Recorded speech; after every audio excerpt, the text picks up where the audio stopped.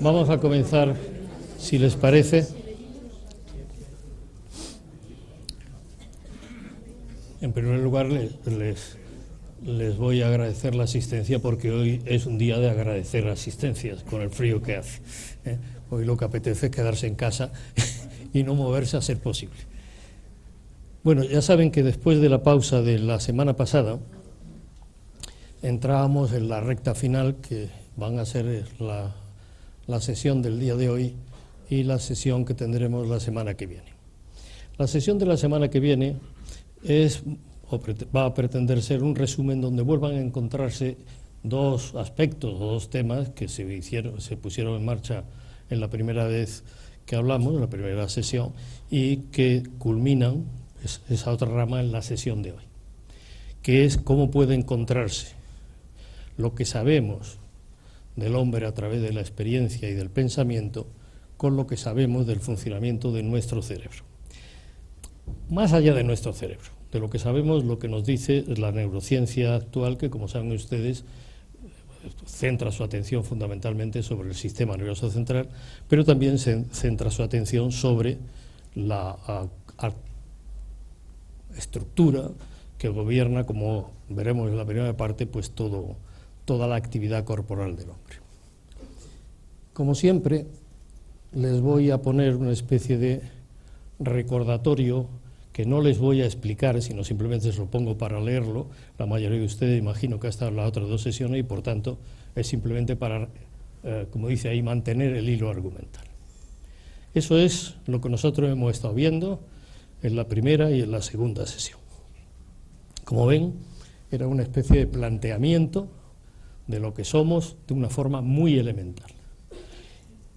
Y de una forma muy elemental y fundamentalmente atendiendo a lo que somos al final de nuestro desarrollo. Hoy entraremos en una posición de analizar con un poquito de más detalle. Verán ustedes que continuamente vamos a tener que dejar cosas colgando, porque es imposible tratar todas las ramificaciones que se abren cuando uno aborda un tema de este tipo. Ya lo he leído. También vimos eso. De ahí me interesa que vuelvan a recordar, o que recuerden especialmente, la segunda proposición, esta que dice que la vida humana está absolutamente incardinada en lo biológico, pero que ya solamente manteniéndose en el terreno de la estricta biología es más que lo cerebral. Esto es una idea que conviene que la tengamos claro. Y sobre todo esta, que también repetimos mucho y ya les sonará casi pesadamente, que todo esto es producto de una continua interacción entre lo que heredamos y el ambiente en el cual nos desarrollamos. El cerebro, recuerden también esta diapositiva, había que entenderlo en este contexto. No es un órgano aislado, lo reforzaremos ahora mucho más. Hay una relación muy compleja entre eso que llamamos mente, que es una palabra que nos sirve para determinar una realidad que tenemos en nuestra experiencia cotidiana. Cuando yo digo yo, cuando yo les hablo, cuando ustedes me escuchan, están operando mentalmente, pero cuyas relaciones con el sustrato orgánico de esa operación mental, que es el cerebro, pues no la tenemos claro y todavía, como veremos sobre todo en la tercera sesión, distamos mucho de tenerlo claro. Pero, y hablaba ahora con Capri acerca de las posiciones que tienen los neurobiólogos en este sentido, lo que no se puede decir, que no tenemos elementos para decir, es que la mente es un producto del cerebro o que las ideas son como la digestión. Esto también se lo planteamos el otro día, con lo cual no voy a insistir más, son recordatorios. ¿Qué nos falta por ver? Pues gran parte de lo que vamos a ver hoy. Primero, cómo entender un hecho que por cotidiano, por inmediato, por evidente, no suscita mucho la reflexión de todos nosotros, aunque ha suscitado la reflexión de mucha gente a lo largo de la historia y reflexiones muy potentes, que es que nosotros somos el cuerpo y tenemos el cuerpo que habitamos. es una experiencia cotidiana, todos nos levantamos, nos afeitamos y nos duchamos todos y toda esa serie de cosas y manejamos el cuerpo, comemos, dormimos, etcétera, etcétera. Pero nos parece que el cuerpo es algo que está ahí de una forma tan natural y tan evidente que no suscita especial reflexión. Intentaremos ver cómo esto es un poquito más complejo. Después, otro aspecto fundamental en la constitución de la existencia humana, que es la aparición de los otros. Ya les anticipo que sin los otros el ser humano no se desarrolla. Le insistiré en esta idea. Un ser humano colocado en una situación de aislamiento no desarrolla características humanas. Desarrolla adaptaciones más o menos animales, pero no desarrolla características humanas. El mito del buen salvaje de Rousseau, ese que estaba en una isla desierta y aprendía solo, filosofaba solo y descubría incluso a Dios solo, es imposible. Es no solo un mito, sino una mentira. Y después entraremos en un tema muy conflictivo, no conflictivo porque sea conflictivo, sino muy conflictivo porque conceptualmente nos va a exigir un cierto esfuerzo, que es ver cómo se constituye lo que nosotros nos consideramos a nosotros mismos, es decir, lo que yo digo cuando digo yo, y con lo que cada uno de ustedes dice cuando dice yo. Es decir, cómo se constituye esa intimidad, ese sí mismo, esa operatividad desde nosotros, que es la que en definitiva nos acompaña toda la vida y la que estamos actuando continuamente. Todo esto no es, o lo que les voy a decir, no es tanto especulaciones teóricas, sino observaciones de la realidad.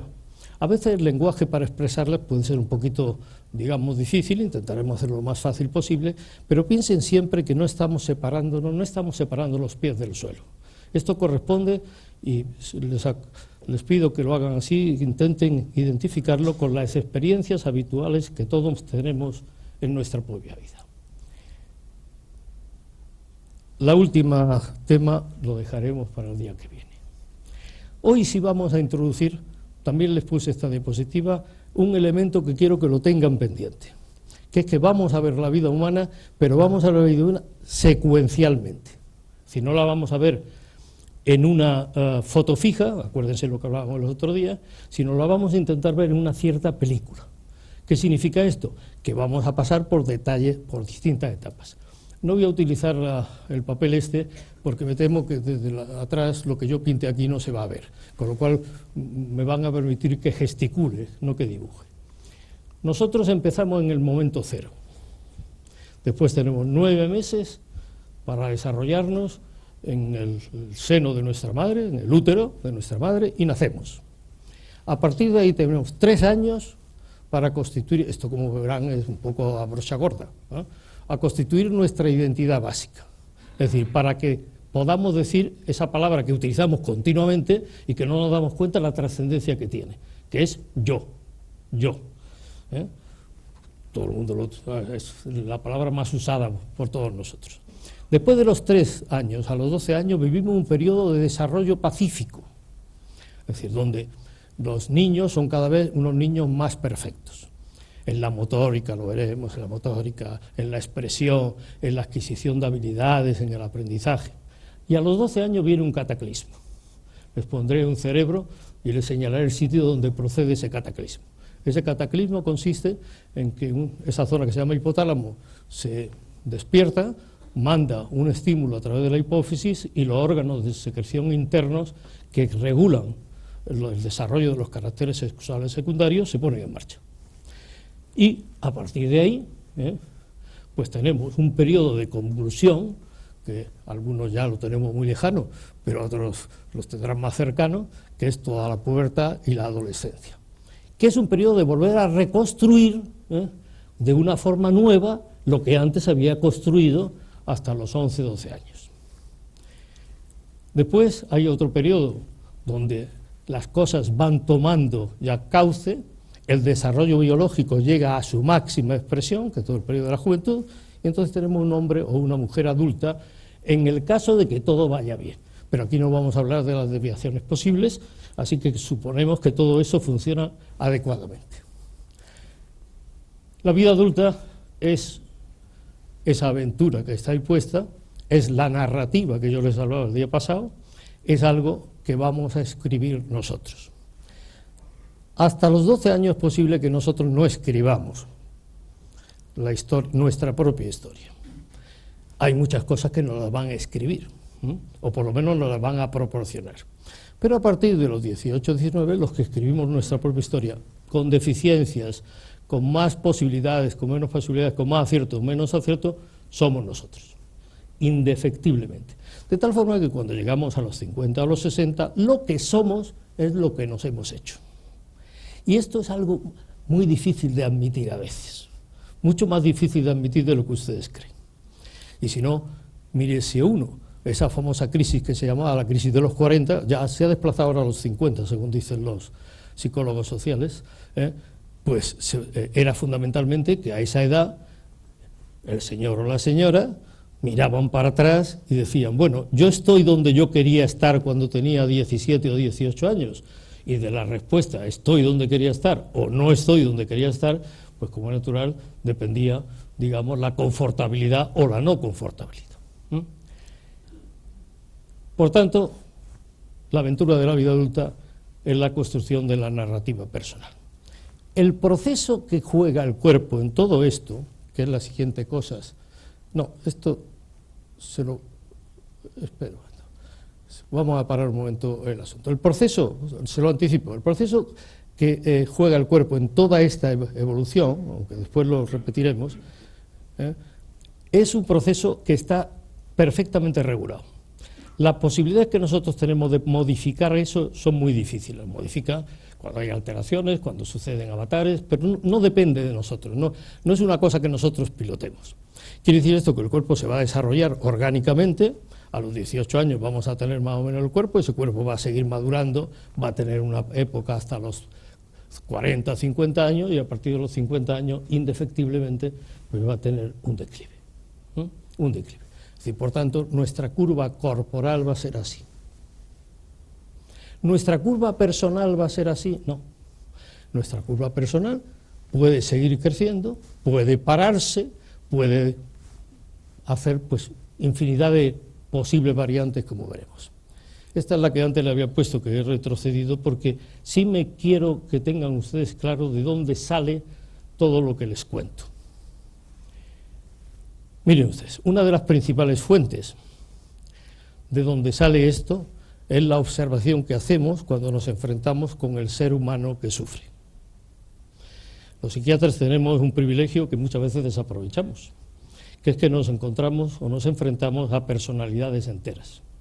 La medicina, saben ustedes que tendería que tener a eso, los teóricos de la medicina, desde Hipócrates insisten muchísimo en ese asunto, pero saben ustedes que no es así, y en la medicina puede ser un señor que se dedica al pie y sabe mucho de pie y no le preocupa la rodilla, sabe de pie, o al corazón, nada que objetar a eso. Eso es una condición imprescindible del avance de los conocimientos, del avance de la tecnología y la especialización necesaria. Los psiquiatras no podemos especializarnos. Los psiquiatras nos enfrentamos a la totalidad de la existencia del ser que entra por nuestra parte. Y esto nos hace que tengamos un observatorio, que ya se lo dije antes, privilegiado. Me dirán ustedes, bueno, pero ustedes lo que ven son gente averiada, son gente que no son normales, son gente que tiene lesiones, que está enferma, que tiene cosas muy raras. No. Detrás de toda esa gente está la persona tal y como la vamos a ver. Absolutamente. Que sepamos verlo o no sepamos verlo, que sepamos manejarlo o no sepamos manejarlo, es una responsabilidad del profesional, no del paciente que llega. El paciente llega y nos pone en una situación, como les digo, de observadores privilegiados, porque nos pone su vida absolutamente entera, completa y sin ningún tipo de fisuras. Y evidentemente, por tanto, la observación clínica sirve para que nos podamos acercar con una cierta verosimilitud a qué es eso que estamos intentando entender en este curso, incluido el cerebro, por supuesto. No cabe la menor duda que también utilizamos las aportaciones de la gente que ha pensado, sin duda.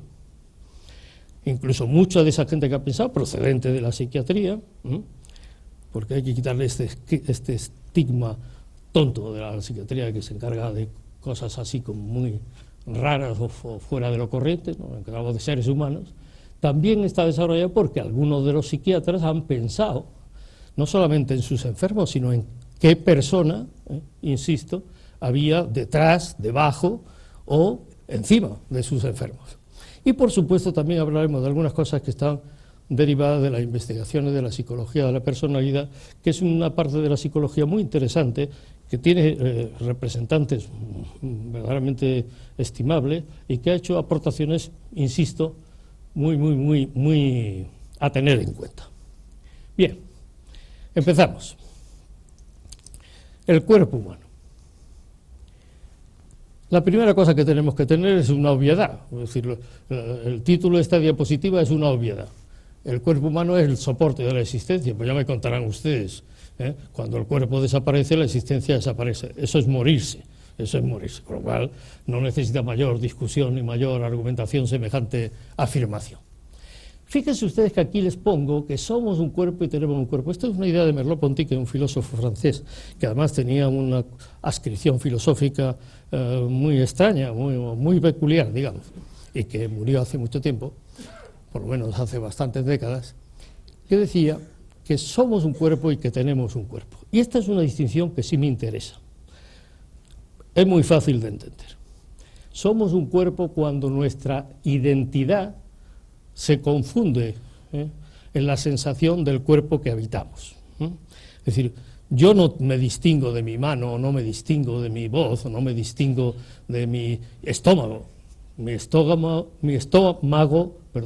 mano y mi voz soy yo. Pero al mismo tiempo tenemos un cuerpo. Es decir, utilizamos el cuerpo para hacer cosas. Utilizamos fundamentalmente el cuerpo como un instrumento de acción sobre el mundo. Y yo muevo mi mano para señalar con el puntero láser, paso las diapositivas, clavo un clavo, ando, cultivo la tierra o construyo una casa. Por tanto, esa doble característica de identidad y de instrumento se da en la corporalidad humana, retengan esta idea. ¿Cuál es el estado natural del cuerpo? Pues estar callado. Me dirán, ¿cómo? Eso no tiene ningún sentido, qué tontería. Vamos a ver, el estado natural del estómago de ustedes es que ustedes no lo noten. El estómago natural del hígado de ustedes es que ustedes no lo noten. Cuando ustedes, o yo, notamos nuestro estómago, nos alarmamos muchísimo. Cuando lo notamos, no digo que nos duela, digo que lo notemos.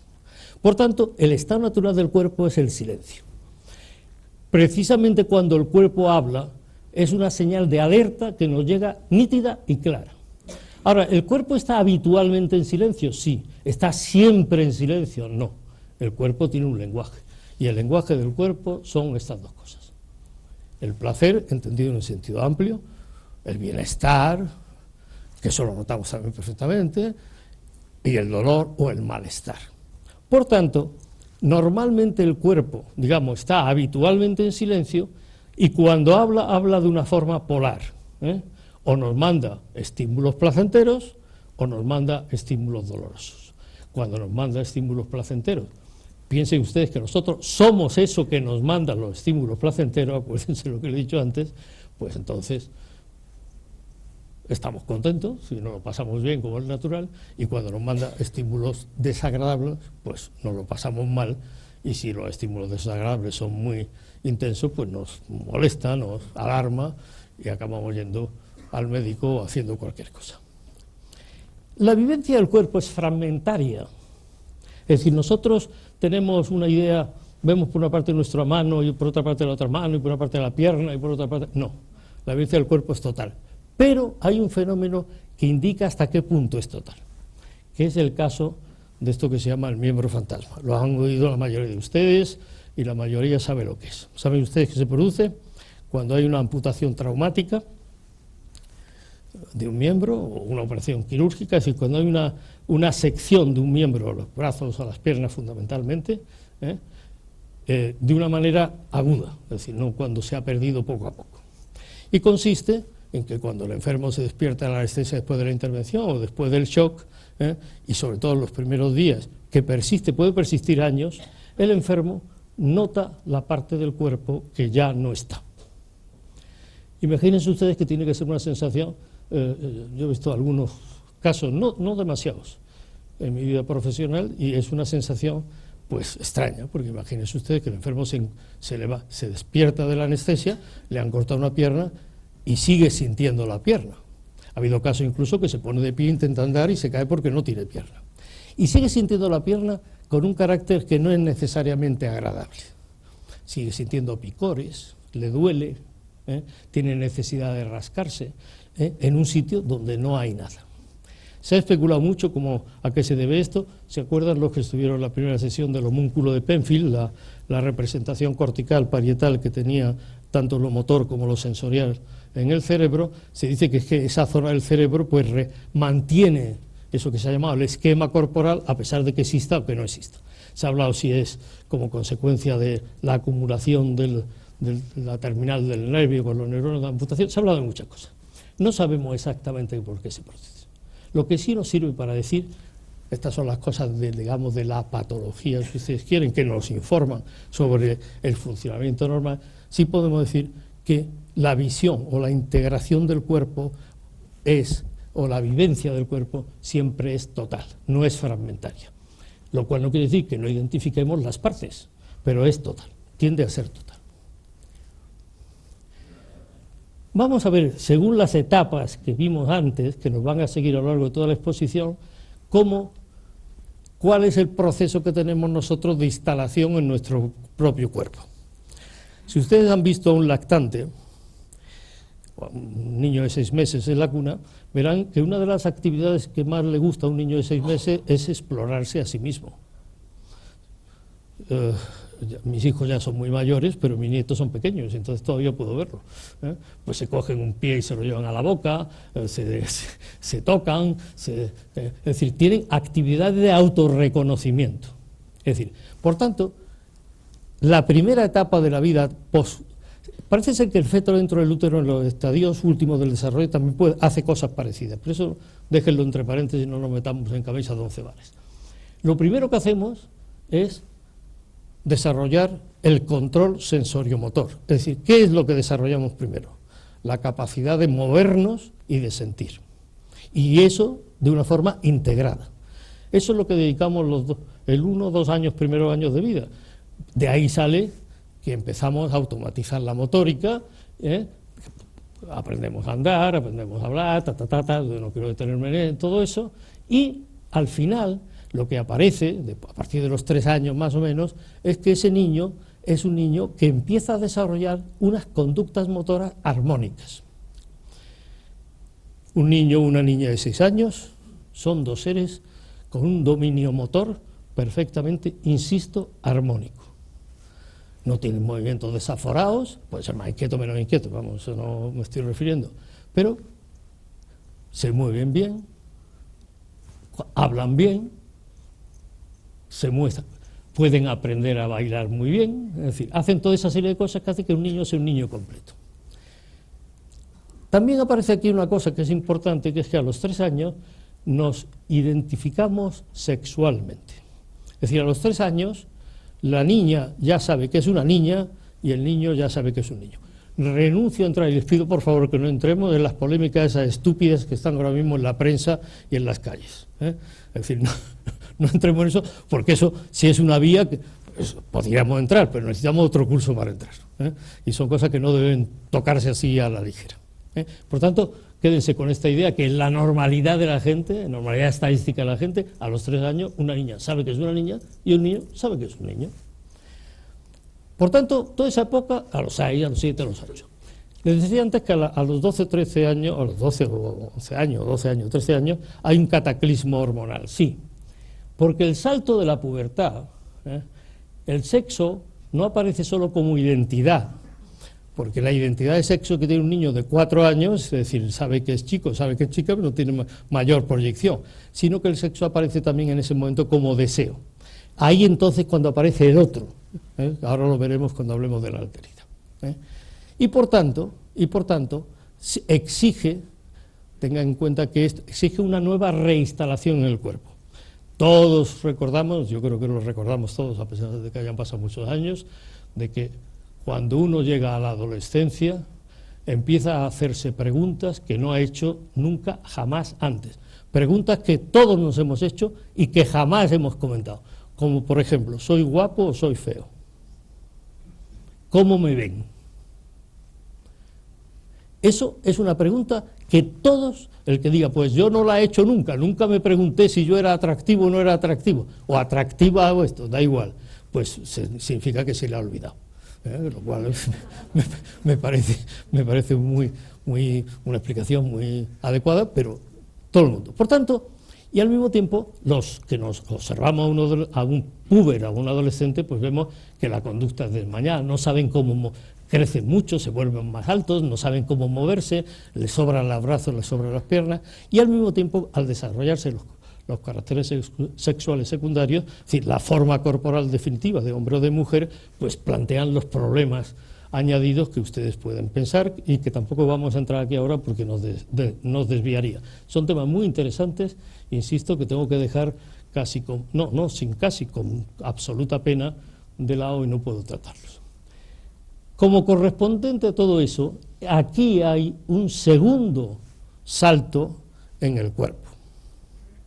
El salto desde el embrión, desde el feto que está en el seno materno, comodísimo, perfectamente adaptado. A los 9 meses el embrión es un embrión perfecto. El embrión perfecto se convierte en un niño totalmente insuficiente. Acuérdense lo que les decía el otro día.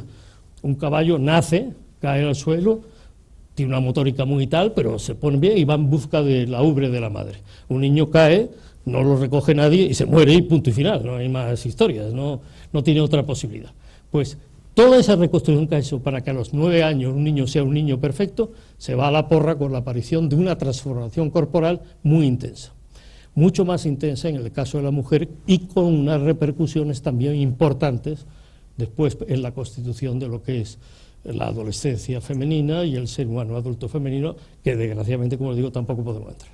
Por tanto, supongamos que todo eso se reorganiza y aparece el mundo del adulto joven donde el cuerpo se estabiliza. Ahí el cuerpo se queda en paz y se estabiliza. Puede crecer un poquito poco, puede engordar un poquito, puede enflaquecer, pero ahí se estabiliza. Y lo que sí le espera es que al paso de los tiempos y cuando la curva empieza el descenso, aparece lo que va a ser la limitación del cuerpo anciano. La palabra anciano es una palabra que ahora tiene muy mala prensa, nadie quiere ser anciano, eso no lo entiendo, yo soy un anciano, digamos, legal y cronológicamente soy un anciano, que es una cosa que uno puede llevar con dignidad, no hace falta, y evidentemente pues a eso supone una serie de limitaciones, y esas limitaciones suponen también una nueva reinstalación en el mundo, menos traumática que la de la adolescencia, pero importante. Vean ustedes, por tanto, que la instalación, el proceso de instalación en el cuerpo del ser humano sigue un camino fácil de entender, fácil de comprender, no hace falta que les diga que tiene pues todos los avatares o todas las dificultades que ustedes pueden imaginar. ¿Qué hace el cerebro en todo esto? Pues en los primeros años de vida es el protagonista absoluto. El cerebro es el que manda las órdenes, acuérdense ustedes que crecía el doble, de 300 a 700 gramos en los primeros 6 meses de vida, pues ahí manda totalmente. Todo el desarrollo psicomotor, todo eso lo hace el cerebro. El cerebro aprende y posibilita el aprendizaje y el cuerpo se va desarrollando, pero es el cerebro el que tiene el mando. En la pubertad, es esa estructura que la van a ver aquí ahora, ahí, esa cosita que hay ahí debajo, este es el tálamo, esa cosita que hay debajo del tálamo, que se llama el hipotálamo, es la que toma el mando. Y lo toma el mando a través de esta otra cosita, que es la hipófisis, que es la que genera todas las hormonas que ponen en marcha todos los órganos de secreción interna, específicamente las hormonas sexuales, que son las que van a generar los cambios corporales más llamativos, como le he dicho. Por tanto, mientras que el cuerpo se desarrolla y aparecen habilidades específicas, en la pubertad, el cerebro, fíjense qué sutileza y qué cosa tan preciosa, que no está muy bien estudiada, es como si el cerebro deja el mando, sigue mandando mucho, pero deja el mando. El que coge el mando es el sistema endocrino, eso que saben ustedes que se dedican los médicos de ese mismo nombre, que se dedican a las hormonas. Las hormonas cogen el mando. ¿Significa eso que el cerebro se va a la porra, ya no tiene nada que ver, ya no tiene que hacer? No. Significa que hay una nueva interacción entre todo el mecanismo hormonal y el cerebro, que no solamente emite a través de la hipófisis, sino que recibe información y recibe también cambios que afectan a su plasticidad y a su forma de reorganizarse desde el cuerpo. Por tanto, cuando ya estamos hablando del adulto joven y del adulto, la separación entre cerebro y cuerpo a la hora de la verdad se hace más difícil. Y esa idea de la neurobiología actual, de que el cerebro sigue siendo un poquitín lo que nos explicaría todo, pues hay que mirarla con una cierta precaución, Por tanto, es el cuerpo, es ese cuerpo que hemos visto antes, o que hemos intentado ver antes, el que toma el relevo general. Y el cerebro ya no es separable de los avatares del cuerpo. Me dirá usted, bueno, pues cuando un niño tiene 6 meses tampoco es separable de los avatares del cuerpo, si no coge una intoxicación se puede morir, sí, pero no es ese tipo de relación que estamos viendo. No es una relación configuradora-configurante, que en definitiva es la que después, al mismo tiempo, está teniendo el niño con el ambiente, etcétera, etcétera, como ya vimos los días pasados. Ahí tiene lo que es, ¿verdad? Vamos al segundo capítulo. Como verán ustedes, hay un cierto trote, pero es la única forma de meter la información en los tiempos que tenemos. ¿Cuál es el otro gran campo de batalla que tiene el ser humano? Pues el otro gran campo de batalla de esas etapas que hemos visto antes es que el ser humano, como les decía, no está sola, ni puede estar solo, no es concebible solo. Y por tanto, los otros aparecen como algo que tiene importancia decisiva en la vida y en la consolidación de la vida humana. Ahí lo tienen de una forma lo más sintética posible, lo que es el otro. Para un recién nacido, el otro es la posibilidad de supervivencia. Si no hay otro, no hay supervivencia. Y esto es absoluto, no crean ustedes que es una frasecita de esto. Esto es absoluto. Si no hay otro, no hay supervivencia. Me dirán, bueno, y el caso ese famoso de los niños lobos. Bueno, ahí había un otro animal que los mantuvo, al parecer, según hay algo de leyenda en eso, pero estos son casos comprobados. ¿Qué es lo que pasa?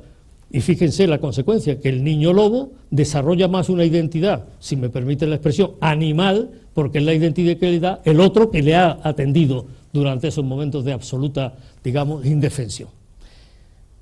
Y aquí aparece la figura de la madre. No me malinterpreten, me da igual que sea la madre biológica, que sea quien haga de madre, pero alguien tiene que hacer de madre. Alguien tiene que hacer de madre. Hay una experiencia que les relato muy brevemente, que fue la que tuvieron la red de ambulatorio, de orfanatos holandeses que recibieron los niños después de la Segunda Guerra Mundial. Sabían que había una cantidad de huérfanos muy grande, incluso huérfanos o recién nacidos abandonados por circunstancias que no vamos a entrar ahora para no alargar esto porque ya nos falta tiempo. Querido, que era un judío con un apellido sefardí, se llamaba Querido, no es porque fuese querido, es que se llamaba Johann Querido, era su apellido. Fue un hombre que trabajó mucho en este terreno y diseñó un tipo de orfanato técnicamente muy bueno que permitía que una sola persona pudiese atender a muchos niños. Se diseñaron unas cunas especiales donde los niños siempre estaban secos y donde había una posibilidad de poner los biberones así muy rápidamente, de tal modo que el lactante solamente tenía que volver la cara. Saben ustedes, si hay algo que toca al niño en la comisura, el niño vuelve inmediatamente la boca y se engancha. Es decir, que hay un reflejo, se llama el reflejo del lactante, y entonces estos dispositivos permitían que una sola enfermera podía atender, por ejemplo, a 100 o 200 niños y mantenerlos físicamente extraordinariamente.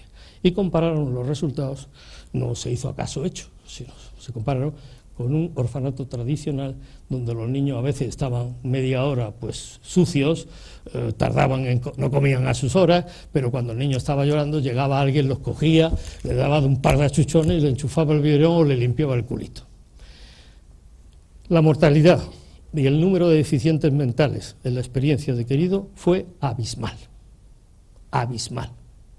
Sin embargo, en el orfanato tradicional, con unos cuidados técnicamente mucho menores, las tasas fueron las habituales que se dan producto de las alteraciones genóticas, etc.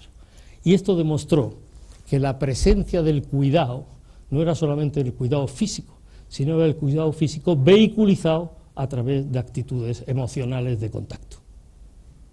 Y que eso era tan importante como tener el biberón a la hora o tener el culito seco. Después, cuando ese niño sigue creciendo, ya tiene 2 años, 3 años, el niño necesita un mundo ofertado y seguro, que son lo que llamamos la familia. También utilicen este término con la amplitud que crean oportuna, es decir, los coetáneos, los que están junto al niño.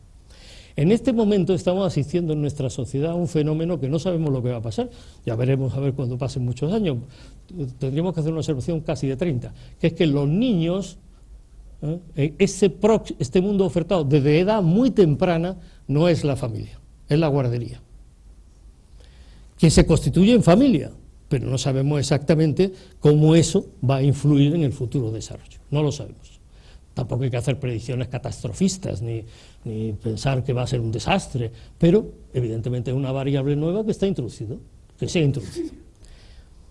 El ensayo general de coetáneos del otro se hace cuando el niño iba tradicionalmente a la escuela y ahora se hace mezcladamente con este mundo ofertado y seguro, precisamente en la guardería.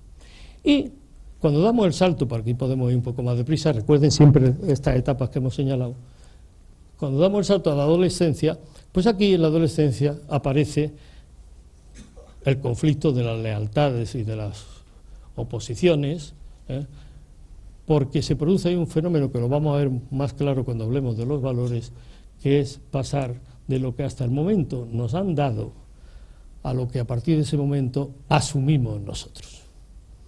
Porque la estructura directiva de la vida personal va a aparecer precisamente de una forma insuficiente, problemática, conflictiva, como ustedes quieren, pero va a aparecer precisamente en esa época. Y cuando en lo adulto y nos encontramos con los otros como otro yo, es decir, como alguien que es igual a nosotros, entonces aparece ese fenómeno que tiene este nombre técnico, que es un poco cursi, pero yo creo que todo el mundo lo entiende, que es la altura. Por tanto, pasamos de la utilización primitiva que el niño hace incondicionalmente cuando nace, el niño cuando nace, utiliza y utiliza sin condiciones, no da nada, tiene que recibirlo todo, punto. A la dependencia infantil, donde ya hay un cierto toma y daca, a la rebelión adolescente, que es más un proceso de autoafirmación y de reconquista de un yo que va a seguir después operando, haz reencuentro adulto, con las diversas formas que el otro puede ir adoptando. ¿Cuál es la forma perfecta? Es decir, digamos, si nos pusiésemos estupendos y dijésemos, vamos a ver, ¿cómo es la forma perfecta de relacionarnos con los demás? Las religiones han dicho esto con una claridad absolutamente nítida. Lo que pasa es que otra cosa es la interpretación que le hemos dado a los seres humanos a lo que nos han dicho, pero lo han dicho con una cosa clara. Nosotros, la forma de relación final, ideal con el otro, sería una forma que esté basada en el respeto a la identidad del otro. Respeto a la identidad del otro. ¿Y qué es el respeto a la identidad del otro? Pues eso exige conocerlo, comunicarse, no voy a entrar tampoco muy en profundidad en este tema, aceptarlo, respetarlo como consecuencia de aceptarlo, y a veces en la vida eso se une a un deseo del otro. No sexualicen ese deseo, por favor. El deseo puede ser el deseo de comunicar con él, deseo de estar con él, deseo de ser su amigo, deseo de convivir con él, o también deseo expresado sexualmente también, ¿por qué no? Y cuando todo esto se une, que es un puzzle, como ven ustedes, que no es tan sencillo, pero que pasa, que esto existe, se da por muy pesimista visión que tengamos de lo que es el ser humano, cuando conocemos, comunicamos, aceptamos, respetamos, deseamos, entonces amamos.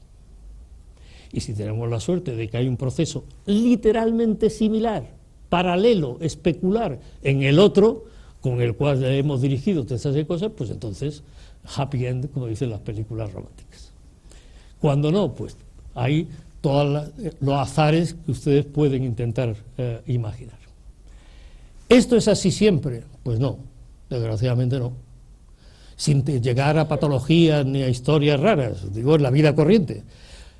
Porque esto no es así siempre, ni se mantiene siempre así, puede empezar así y cambiar después, y cambiar después. Es decir, que las cosas, lo conseguido en la dinámica madura, como veremos, estamos viendo, no es una cosa que se consigue, uno se instala y ya está, se consigue y hay que mantenerlo, puede descabalgarse uno de esa dinámica en cualquier momento. Pues evidentemente, cuando no se consigue se frustra, aparecen dos fenómenos claros. Uno es la dependencia, donde el otro es algo así como, se lo digo con una imagen más cinematográfica y más grotesca, cuando uno se convierte en vampiro de alguien, es decir, yo le chupo la sangre a alguien, le chupo la existencia, me cuelgo de él. ¿Por qué? Fundamentalmente porque yo no respeto mi identidad. Mi identidad me parece absolutamente poco, y entonces, pues, ese refrán espantoso de que a buen árbol se arriba, buena sombra le cobija, digo espantoso porque es una de las negaciones de la autonomía humana más específicas y más claras, pues expresaría un poco esta idea. O la utilización.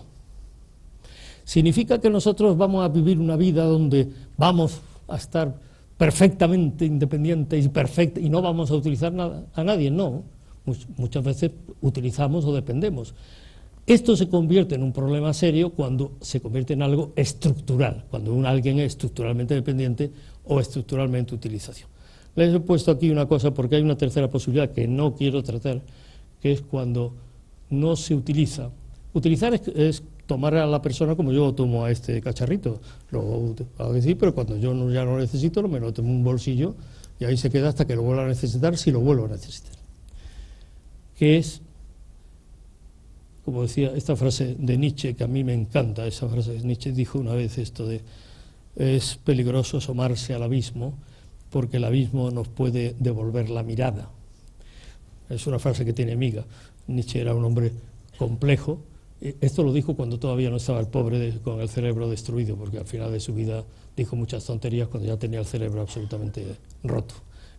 Pues bien, ese abismo en el cual conviene que no nos asomemos, pero que prácticamente existe y que a algunos nos ha interesado investigar un poco, es lo que se llama la perversión. En la perversión la relación está basada fundamentalmente en la destrucción intencional del otro. Hay gente perversa, y hay mecanismos perversos en las relaciones humanas. Pero en fin, como yo no he venido aquí a explicarle en este curso nada de la galería de monstruos, dejémoslo ahí. Entramos en la parte final. Y aquí, sentado en la primera fila, está el profesor Gonzalo, con el cual llevo muchos años peleándome por este tema, con lo cual imagino que va a aguantar con paciencia las barbaridades que va a oír y no va a protestar demasiado. Le va a costar trabajo, les aseguro que le va a costar trabajo. Porque el sí mismo está construido a través de algo que es claro, que son eso que tanto se dice y que a mí me pone de los nervios, a educar en valores. ¿De qué estamos hablando? Que es precisamente el concepto de valor. Lo que nos estructura a cada uno de nosotros, lo que nos hace que nosotros tengamos un eje con el cual está informada toda nuestra vida adulta, es el sistema de valores que hemos asumido. Por tanto, hace falta que sepamos un poquito lo que es valor, por mucho que el profesor Gonzalo se enfade conmigo. No están bien aclarados. Este valor es un término exactamente igual que amar, que es otro término que ponerlo ahí, lo han visto ustedes, a mí me produce escalofríos, porque no hay palabra más prostituida, y perdónenme por la expresión, que la palabra amar. Más mal utilizada, pateada, pues valor, estamos en el camino. La tercera sería democracia, pero vamos, no vamos a entrar en eso. Hay dos posiciones polares respecto a los valores. Son polares, es decir, una está aquí y otra está aquí. Una es el sustancialismo y otra es el utilitarismo. El sustancialismo dice los valores son una cosa inmutable, son eternos y valen para todo el mundo. Y el utilitarismo dice no, los valores son lo que a mí me gusta. Valor es lo que a mí me gusta. Y verán ustedes cómo esto no es tan sencillo ni tan simple como yo acabo de formularlo, sino que tiene un poquito de bambeo. Porque una cosa son la existencia de códigos de valores sustanciales que existen, y por tanto la asunción de esos códigos, que es perfecto, y otra cosa muy distinta son los valores que asumimos cada uno de nosotros. A ver si les puedo dar una idea clara, porque como verán ustedes estamos metiendo en un terreno más difícil. Una idea clara de cómo se entiende esto. Miren ustedes, a mí me pueden decir que es buenísimo tomar pescado azul para bajar el colesterol. Estoy haciendo un ejemplo estúpido para no entrar en ejemplos que son significativos, pero serían más conflictivos. Y yo puedo admitir que la autoridad de quien me dice que tengo que comer pescado azul es una autoridad buena. Pero si yo no asumo que eso es un valor para mí, incluso podré comer pescado azul, obligado por el miedo a que las arterias se me pongan peor de las que las tengo, pero no será un valor asumido por mí. ¿Entienden esto? Es decir, por tanto, la adecuación de mi conducta a un valor propuesto no supone la asunción de ese valor propuesto. Yo puedo meter en mi conducta a un valor propuesto por otros valores distintos, como puede ser el miedo. La ley es un caso de valores propuestos que no necesariamente están asumidos. ¿Todos ustedes tienen asumido que cuando un semáforo se pone en ámbar tienen que parar el coche? Yo no conduzco, con lo cual no soy un ejemplo. ¿Lo tienen asumido? No. Lo que sí saben es que si se lo saltan y hay un radar, les cae una multa. Lo que tienen asumido es que no quieren que les multe. Eso sí es un valor para ustedes. No quiero que me multen. Lo otro es un valor impuesto que usted lo hace por otro valor intermedio, que es el miedo a que les multen. Esto es una forma que tenemos que analizar. Cuando entramos en la antropología, en la forma de constitución del ser humano, tenemos que analizar con paz y tranquilidad, sin ponernos nerviosos y sin exageraciones, pero tenemos que asumir. Por tanto, un código no supone la asunción del valor que defiende ese código. Hay posibilidades que el código sea asumido. Les pongo mi ejemplo. Yo tengo perfectamente asumido que no paso por un paso de peatones si no está verde, aunque no venga nadie. Lo tengo asumido y me resulta incómodo. Es decir, y me paro. Entonces, pues las personas que viven conmigo me dicen, pero tú eres idiota, pero bueno, si no viene nadie, mira, por allí nadie, ¿por qué no pasamos? Digo, yo no paso en rojo. ¿No? Eso es un valor asumido. ¿No? También es un ejemplo absolutamente tonto, pero ustedes me entienden. Pues bien, estos valores asumidos son los que constituyen, los que están en el fondo de la constitución de lo que somos en realidad, de lo que somos cada uno de los que estamos aquí. Y si no, hagan la prueba cuando tengan un momento de tranquilidad en ver cuál es su eje de valores, cuáles son las cosas que ustedes tienen asumido como buenas y las cosas que ustedes tienen asumidas como malas. En la adquisición de los valores personales, evidentemente, cuando el niño, la polémica, mejor dicho, perdón, es que los valores dados van a chocar con los valores aceptados. Hay un paso entre valores dados, los valores siempre son dados, el niño, como les digo, no asume valores, el infante, pues para él es un valor que le cuide, y para el infante de los orfanatos holandeses, esos que tenían mal dotados, pues era un tremendo valor que la enfermera llegase media hora después de gritar y le pegase 4 achuchones y le dijese, no te preocupes niño, en holandés, por supuesto, pero eso es un valor que el niño recibe, el infante recibe, por tanto el amor es un valor para él. Los valores asumidos, esos valores pueden ser aceptados, pero esos valores aceptados, ¿cuándo van a ser asumidos? Lo veremos inmediatamente. Van a ser asumidos en el momento de la crisis de la pubertad, adolescencia, más de la adolescencia, que en el fondo, aparte de las transformaciones corporales, es precisamente o está basado en esa necesidad de asumir, rechazar o aceptar, asumir en definitiva, esos valores que han sido dados, en los cuales ha vivido toda su infancia anterior. El largo camino de la madurez personal consiste no en otra cosa, sino en la construcción de ese sistema axiológico de que le vengo hablando. Yéndonos a las etapas,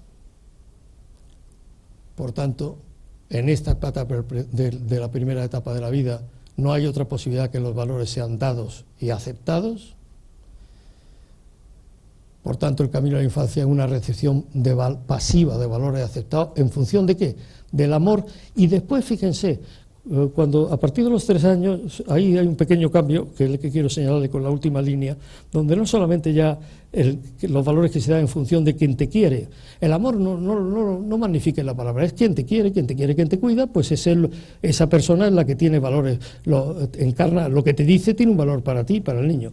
Sino después también, cuando esa persona, aparte de quererte, tiene autoridad. La autoridad que le da el ser quien te quiere. Por ejemplo, esto es un fenómeno precioso. Los que se dediquen ustedes o tengan conocimiento, los que se dedican a la enseñanza en niños pequeños, es un fenómeno precioso ver cómo el niño va pasando de la concepción del valor dado por el afecto a la concepción del valor dado por la autoridad. La autoridad no en el sentido del guardia de la porra, sino la autoridad como alguien que de la potestas, como diría un clásico, no de la autoridad, de alguien que tiene un valor en sí para ti, y un valor en sí que le coloca en una posición superior a ti. Esto también hace que muchas de las cosas que a veces dicen los pedagogos tengan que ser revisadas con un poquito de más tranquilidad. Por supuesto, la crisis, ya se lo vengo diciendo, está en la adolescencia, y entonces ahí ¿qué pasa? Que hay una necesidad de convertir los valores dados en valores propios, y en un momento donde la etapa es inestable desde el punto de vista de la maduración motórica, es inestable desde el punto de vista de la eclosión hormonal, que es una tormenta, es inestable desde el punto de vista de la propia situación social, es inestable, pues el ser humano es así, es en esa inestabilidad cuando se tiene que darse ese salto. Esta superación de la crisis y la aparición a partir de la adolescencia, en la primera juventud, de un sistema, dicho de forma técnica y un poco cursi, axiológico, de un sistema de valores, de lo que es bueno para mí y de lo que es malo para mí, asumido respecto a la oferta que se ha tenido y a la oferta que en la adolescencia aparece. Haciendo un paréntesis, saben ustedes que uno de los principales problemas de la adolescencia es que cuando la transferencia de los valores que han dado la familia se transfiere a los valores que da la pandilla, por ejemplo. Dice, bueno, pero ¿cómo te fías? Pues se establece una nueva búsqueda y una nueva target donde se va a buscar o a pretender buscar esos valores, eso bueno o eso malo, que nos va a servir para orientarlo. Y cuando todo esto se supera, entramos en la dinámica personal. Y con eso llegaríamos también en un mundo idílico y maravilloso, donde todo el mundo fuese estupendísimo y no tuviésemos ningún problema, al desarrollo de eso que se llama la madurez personal. Cuando yo he explicado esto en la universidad durante muchos años, a gente que estaba muy a punto de salir de la adolescencia, porque todo eso se explicaba a personas que estaban entre los 20 y 20 y pocos años, que tenían la adolescencia relativamente... Había gente que lo entendía muy bien y gente que no lo entendía en absoluto. Primero, que esta madurez personal es un ideal. Un gran psiquiatra, al cual yo le tengo una especial devoción, alemán, que se llama von Gebsattel, decía que todo este proceso es un llegar a ser, y un llegar a ser que nunca se llega a ser. Es decir, la muerte siempre nos coge antes de llegar a ser totalmente, y no pasa nada, ¿no? Es decir, por tanto, lo que decía es que lo que estamos una dinámica personal, un acercamiento, o estamos desviados de eso, pero no estamos instalados nunca, ya se lo he dicho antes. Los rasgos básicos de eso es, están dichos con estas dos palabras, que también son palabras, como les advertí antes, tremendamente maltratadas. Una es la palabra libertad y otra es la palabra capacidad de amar. Como dice, hemos hablado antes un poco. Solamente quiero decirles que por libertad, por favor, no me entiendan ustedes el libre albedrío y toda esa serie de cosas de los filósofos medievales, que eso no vamos por ahí. Libertad es simplemente la capacidad que tenemos de conocer nuestros propios condicionamientos, que podemos. Es decir, saber cuáles son nuestros límites y nuestras posibilidades. Y, por tanto, operar lo más inteligentemente posible con ellos. Esa es la libertad. Y claro, cuando conseguimos entrar en esa dinámica donde nosotros nos hacemos pilotos de nuestra nueva nave, de nuestra propia nave, donde sabemos qué tipo de barco tenemos y en qué tipo de mar o en qué tipo de río andamos para arriba o para abajo, pues podemos decidir si vamos para arriba, vamos para abajo, aparcamos, subimos o bajamos.